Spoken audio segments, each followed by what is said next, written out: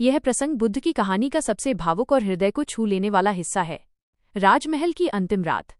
रात का सन्नाटा गहरा था। पूरा कपिलवस्तु गहरी नींद में सोया था, लेकिन राजकुमार सिद्धार्थ की आंखों में नींद नहीं थी। महल की दीवारों पर लगी मशालें धीरे धीरे बुझ रही थीं, और ठीक वैसे ही सिद्धार्थ के मन में संसार के प्रति मोह की ज्योति भी बुझ चुकी थी। विदाई का वो पल। सिद्धार्थ धीरे से उठे और उस कक्ष की ओर बढ़े जहां उनकी पत्नी यशोधरा और 7 दिन का नवजात पुत्र राहुल सो रहे थे। कमरे के द्वार पर रुककर उन्होंने अंदर झांका। सुगंधित दीप जल रहे थे। यशोधरा का हाथ राहुल के ऊपर था, जैसे वो नींद में भी उसकी रक्षा कर रही हो। सिद्धार्थ का मन एक पल के लिए डोल गया। उनके मन में एक द्वंद्व उठा। क्या मैं एक बार राहुल को अपनी गोद में उठा लूं? क्या एक बार अपनी पत्नी को अंतिम विदाई दे दूं? लेकिन उन्हें तुरंत आभास हुआ, अगर उन्होंने राहुल को छुआ तो यशोधरा जाग जाएगी, और अगर यशोधरा की आंखों में आंसू देख लिए तो शायद एक पिता और पति का प्रेम उन्हें इस सत्य की खोज से रोक लेगा। उन्होंने अपनी आंखें मूंद ली और मन ही मन कहा, हे यशोधरा, मुझे क्षमा करना। मैं तुम्हें त्याग नहीं रहा हूं। मैं उस सत्य को खोजने जा रहा हूं जहां न बुढ़ापा है, न वियोग और न मृत्यु। छन्ना और कंतक सिद्धार्थ कक्ष से बाहर आए और अपने प्रिय सारथी छन्ना को जगाया। छन्ना, मेरा घोड़ा कंतक तैयार करो। आज मुझे इस राज्य की सीमाओं को पार करना है। छन्ना की आंखों में आंसू आ गए। राजकुमार, इतनी रात को महाराज को पता चलेगा तो अनर्थ हो जाएगा। आप इस वैभव को छोड़कर कहाँ जाएंगे? सिद्धार्थ ने शांत स्वर में कहा। छन्ना, जिसे सत्य की प्यास लग जाए उसे स्वर्ण के पात्र में भरा जल भी तृप्त नहीं कर सकता। चलो। महल की दहलीज का त्याग सफेद घोड़ा कंतक तैयार था। कहते हैं कि उस रात देवताओं ने कंतक के खुरों के नीचे अपने हाथ रख दिए थे, ताकि उनके चलने की आवाज से महल की सुरक्षा में लगे सैनिक जाग न जाएं। जब सिद्धार्थ महल के मुख्य द्वार पर पहुंचे तो उन्होंने एक आखिरी बार पीछे मुड़कर अपने ऊंचे महलों को देखा। वो महल जहां उनका बचपन बीता था, जहां उन्होंने प्रेम पाया था। उन्होंने एक कठोर संकल्प लिया, अब मैं इस नगर में तभी प्रवेश करूंगा जब मैं मृत्यु और दुख पर विजय प्राप्त कर लूंगा।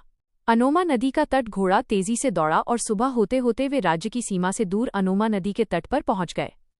सिद्धार्थ ने अपने मस्तक से रत्न जड़ित मुकुट उतारा और अपने सुंदर राजसी वस्त्र उतार दिए।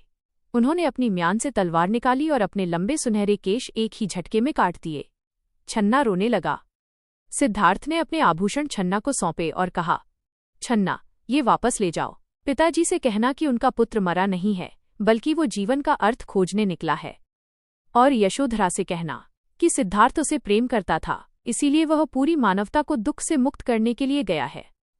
अंतिम विदाई। सिद्धार्थ ने सन्यासी का गेरुआ चोला धारण किया और नंगे पैर घने जंगलों की ओर चल दिए। पीछे खड़ा छन्ना और वफादार घोड़ा कंतक उन्हें तब तक देखते रहे जब तक सिद्धार्थ की आकृति पेड़ों की ओट में ओझल नहीं हो गई। बुद्ध के जीवन का सबसे अद्भुत अध्याय तब शुरू हुआ जब वे कोसल राज्य के जंगलों की ओर बढ़े। लोगों ने उनके पैर पकड़ लिए। भगवन, आगे मत जाइए, वहां काल का वास है। वहां अंगुलीमाल रहता है। अंगुलीमाल जिसने कसम खाई थी कि वो 1000 लोगों की हत्या करेगा और उनकी उंगलियों की माला पहनेगा। वो 999 लोगों को मार चुका था, बस एक उंगली कम थी। बुद्ध मुस्कुराए और निडर होकर जंगल में प्रवेश कर गए। तभी पीछे से एक गर्जना सुनाई दी, रुक जा सन्यासी। बुद्ध नहीं रुके। वे चलते रहे जैसे उन्होंने कुछ सुना ही न हो। वो डाकू दौड़ता हुआ आया, हाथ में नंगी तलवार, आंखों में खून और गले में हड्डियों और उंगलियों की डरावनी माला। वो फिर चिल्लाया, ठहर जा, क्या तुझे मौत से डर नहीं लगता? बुद्ध रुके, पलटे। उनकी आंखों में डर नहीं, बल्कि एक असीम करुणा थी। उन्होंने शांति से कहा, मैं तो ठहर गया अंगुलीमाल। तू कब ठहरेगा? अंगुलीमाल सन्न रह गया। आज तक उसे देखकर लोग चीखे थे, भीख मांगी थी या भाग गए थे। यह कौन है जो मुस्कुरा रहा है?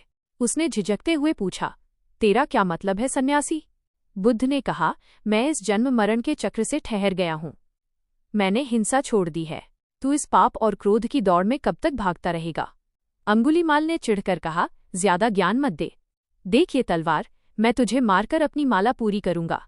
बुद्ध ने शांत भाव से कहा, ठीक है, मुझे मार लेना, पर उससे पहले मेरा एक काम कर। उस सामने वाले पेड़ से 4 पत्तियां तोड़ ला। अंगुलीमाल ने पलक झपकते ही पत्तियां तोड़ दी। ये ले, इसमें क्या बड़ी बात है? बुद्ध ने अब उसकी आंखों में आंखें डालकर कहा, अब बस इन पत्तियों को वापस उस डाल से जोड़ दे। अंगुलीमाल हंसा, तू पागल है क्या? जो टूट गया वो जुड़ कैसे सकता है? तब बुद्ध की वाणी गूंजी, अंगुलीमाल, जब तू किसी को जोड़ नहीं सकता तो तुझे तोड़ने का अधिकार किसने दिया? अगर तू जीवन दे नहीं सकता तो जीवन लेने वाला तू कौन होता है?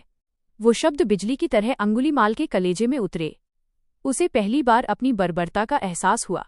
उसके हाथों से खून से सनी तलवार गिर गई। वो पत्थर सा इंसान बुद्ध के चरणों में ढह गया और फूट फूट कर रोने लगा। बुद्ध ने उसके सिर पर हाथ रखा। वो हत्यारा जिससे पूरा साम्राज्य कांपता था, उस दिन बुद्ध का शिष्य बन गया। दुनिया ने देखा कि घृणा को घृणा से नहीं, केवल प्रेम और करुणा से ही जीता जा सकता है।